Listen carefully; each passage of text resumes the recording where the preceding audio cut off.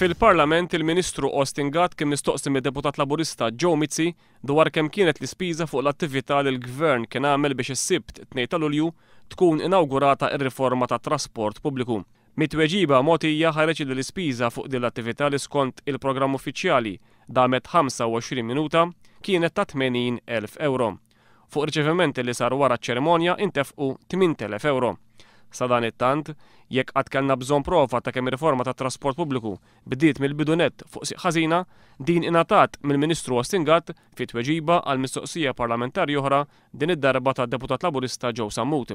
Sammut staqsa kemm inġarru passiġġieri mill-Arriva matul Lulju, iżda l-Ministru Austin Gatt wieġeb illi peress li fl-ewwel ġimagħtejn ta' Lulju is-servizz tat-trasport pubbliku ma ħadimx kif ikkuntrattat, Transport Malta ma tinsabx f'pożizzjoni li tipprovdi din l-informazzjoni. Fi kliem il-Ministru, fl-ewwel ġimagħtejn ta' Lulju passiġġieri użaw is-servizz tat-trasport pubbliku mingħajr biljetti, kien hemm rotot illi ma kellhomx magni tal-biljetti kif ukoll intużaw coaches mingħajr biljetti. Kien l-istess Austin Gatt li fiċ-ċerimonja illi swiet 80,000 euro kien qal illi bis-servizz il-ġdid tat-trasport pubbliku pajjiżna kien ser jgħaddi minn rivoluzzjoni.